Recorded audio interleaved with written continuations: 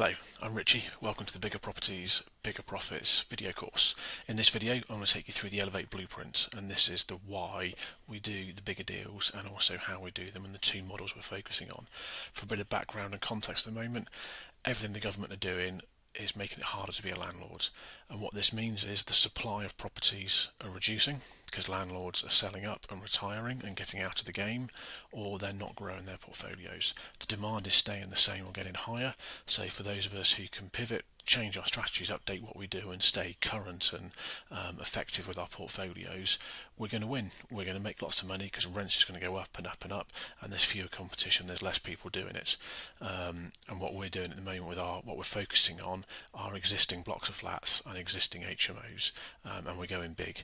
On previous videos I've gone through case studies and shown all the numbers and stuff and why it's better to do bigger deals, why it's more efficient, why it's better returns and all of that. So in this I'm just going to focus on how we do that. Now I've given a little bit of context behind the scenes. So there's a lot of market saturation, which is diluting the returns for investors with single lets and small HMOs. You want to get away from the noise where most people are and elevate up to a strategy where the air is thinner, there's less competition, and there's much more profit to be made. So the two types of strategies that we focus on are existing blocks of flats and large HMOs. And we only focus on existing stock that has already been converted and has already got the use in place rather than doing anything else. And this is because of the government, the economic climate, the way the banks are and stuff at the moment. We can see a little bit far into the future, but we can't see long term what's happening in the next couple of years, what finance is going to do, interest rates and everything. So our strategies at the moment are all focused on a really short time frame. We want to be in and out within 9 months. We want to minimise the risks as much as we can. So there's no planning applications, there's no groundwork, there's no new build developments and no structural work on the refurbs that we're doing. We want to be in, we want to be out, we want to make our money as quickly and simply and with as minimum amount of risk as possible. So starting with a block of flats, you can see a picture there of our Abbeydale flats in Sheffield, 16 flats across those 5 houses. So what we want to do is find a tired block of flats, already flats. Ideally you want small flats rather than big flats, small one-bed flats. Purchase with cash or bridging. You can get creative with the finance using vendor finance, exchange delay complete, options, etc. There's no planning needed, so you're able to get work straight away on the site, doing modernisation, new kitchens, new bathrooms, paint and decorate, check the electrics and plumbing while we're there. And then we're adding the value by changing the tenant type, going for market rents, because typically with old tied blocks, rents are below market rent. By improving the properties, we can add a significant increase to the rent. We've added 35%, I think it is, to the Abbeydale rents pre and post the refurb and bringing them up to market value, so you get a good chunk of increased value from that.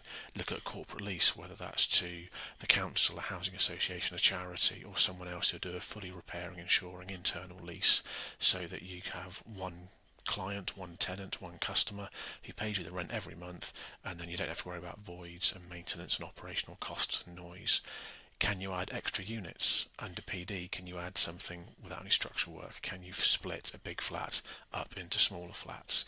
Can you create a extra bedroom with some stud walls going up and stuff? If the block is right and the flat's the right size, can you look at title splitting as another way of adding values through paperwork?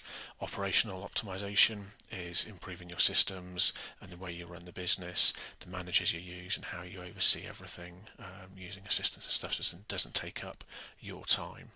When you've done all of that work, you book a valuation in, get your mortgage secured, pay back your investors on that refinance off the bridge onto term lending, and then you retain the property for equity growth and also rental income.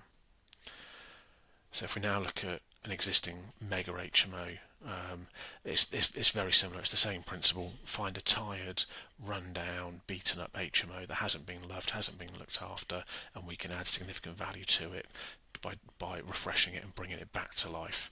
So you find these tired, big HMOs, purchase with cash or bridging, again getting creative with vendor finance, exchange delay completes, options and things.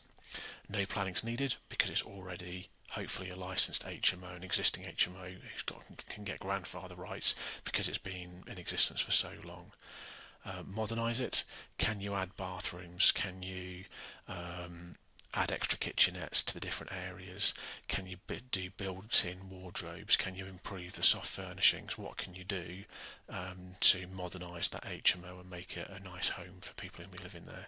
And again, looking at corporate leases on there, increasing the rents on suites, turning some of the bigger rooms into studio flats, so you could put a kitchenette in there to make it a proper studio, so there's no communal shared bathrooms and stuff, because some tenants like doing that.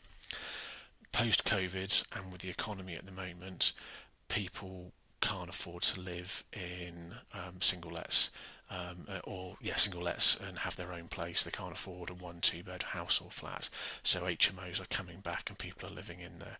If you want to get an HMO in the right location with good transport links and near places of work and social scenes, you get tenants moving in, young professionals who will pay top dollar for those kind of rooms if you don't go down the corporate lease route.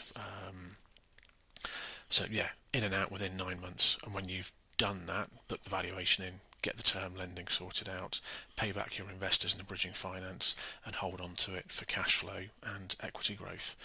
So that is sort of the thesis and the reasons behind why we're doing what we're doing at the moment. It's short term, it's low risk, relatively low risk, and it's calculated decisions that we're taking. There's no gambling, there's no waiting for indefinite time periods for planning to come through, or the risk of what you're going to find in the ground when you start doing foundations and digging into the ground and stuff. So I hope you found that useful. I'd love to speak to you and start working with you to change your life and do your first big deal. So in the links below, drop me a message and book in for a call. Thank you very much.